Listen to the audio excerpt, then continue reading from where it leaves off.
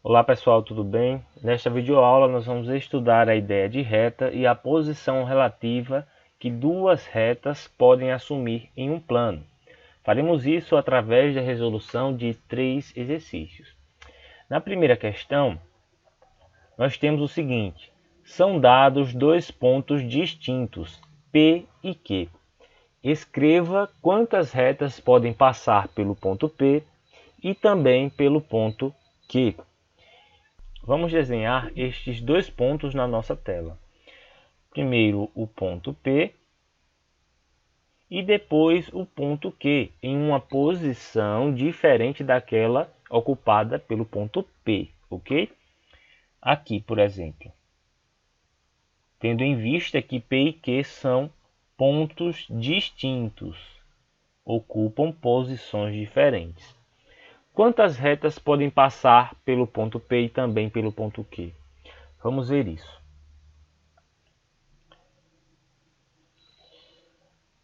A reta passa pelo ponto P e pelo ponto Q.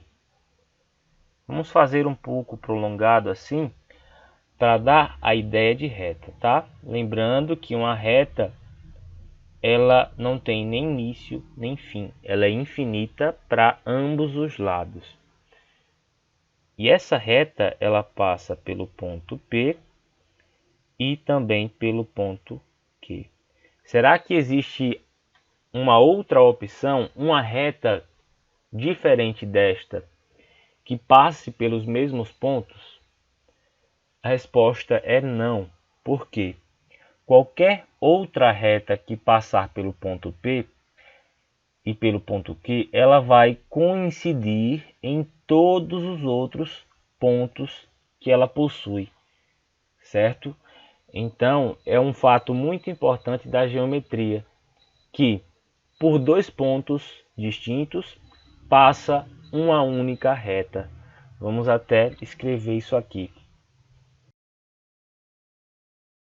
Quantas retas podem passar pelos pontos P e Q, sabendo que eles são distintos? Passa uma única reta. Entendido? Questão de número 2. Quando levanta voo, um avião faz uma trajetória que dá a ideia de reta. Em relação ao solo, essa reta é horizontal, vertical ou inclinada. Gente, vamos diferenciar aqui o que seria uma reta horizontal.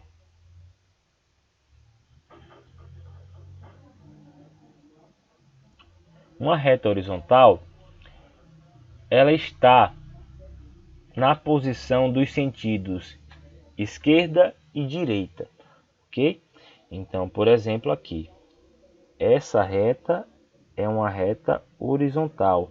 Ela não possui inclinação alguma em relação à sua linha de visão. O que seria uma reta vertical?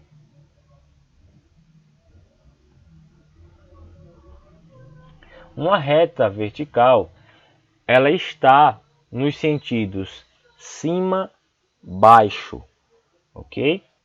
Imagina uma pessoa em pé, completamente ereta, ok? Então, vamos lá. Seria uma reta nos sentidos cima, baixo. E o que seria uma reta inclinada? Uma reta inclinada, digamos que ela seja um meio termo entre as retas horizontais e verticais. É uma reta que ela possui uma certa angulação em relação à sua linha de visão, tá? Por exemplo,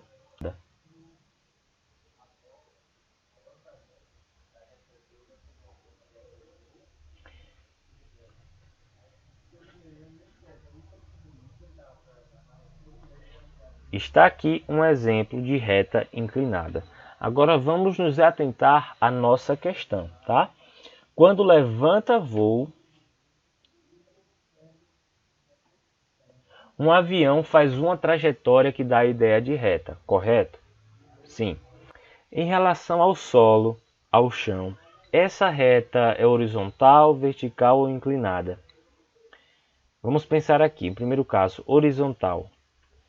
Se o avião permanece sempre na horizontal, significa que ele está percorrendo a pista, ele não levantou o voo.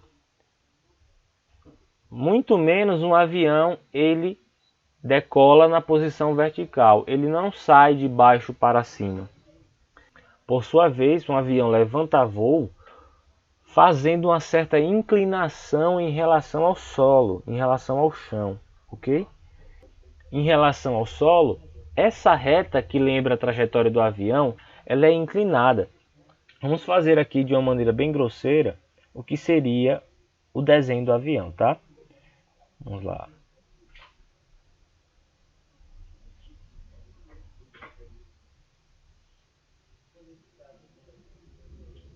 Tá aqui o nosso avião decolando.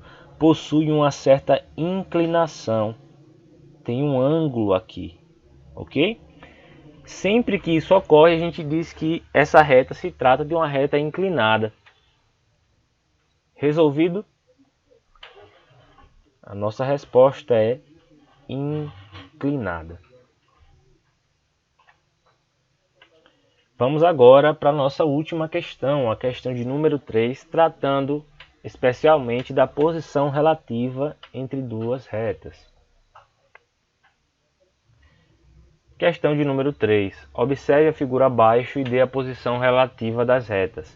Quando falamos em posição relativa entre retas, nós queremos classificar essas retas em paralelas, concorrentes ou coincidentes, ok? As retas paralelas são aquelas que não possuem pontos em comum e que, caso a gente prolongue a representação dessas retas no plano, no caderno, onde você estiver representando-as, elas nunca vão se encontrar. As retas concorrentes são aquelas retas que se cruzam em um único ponto. E as retas coincidentes são retas que possuem todos os pontos em comum. É como se uma fosse idêntica à outra. Muitas vezes a gente trata retas coincidentes como uma única reta. No item A, nós queremos dizer a posição relativa entre as retas A e B. Observem que, a princípio, essas retas não estão se encontrando. Mas o que acontece? A gente deve imaginá-las com seu prolongamento, certo? Lembre-se que uma reta ela não tem nem início nem fim. Então, se a gente fosse imaginar uma reta com real representação, a gente teria que prolongar os seus lados, ok? Observe que, se a gente prolongar dessa forma, por exemplo, as retas A e B, elas em algum momento vão se encontrar em um único ponto. Então, a reta A e a reta B, a gente diz que são concorrentes.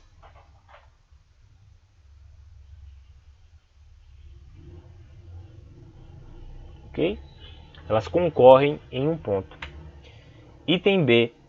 Queremos dizer qual a posição relativa entre as retas A e C. Está mais fácil aqui, né? Porque a ilustração por si ela já diz que existe um ponto em comum entre as retas A e C. Observe aqui a reta A e aqui a reta C. Elas vão se cruzar exatamente aqui neste ponto.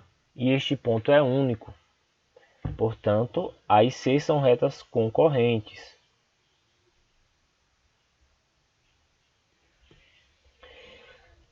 E as retas A e D? Da mesma forma. Aqui a reta A e aqui a reta D. Vejam que elas se cruzam agora neste ponto abaixo. A gente diz que essas retas, mais uma vez, são concorrentes.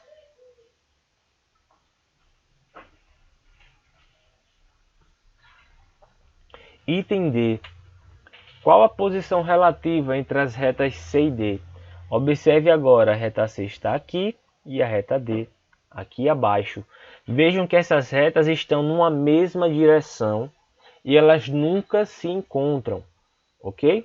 Se a gente prolongar essas retas para o infinito, elas nunca vão se encontrar, ok? Então a gente diz que as retas C e D são retas paralelas.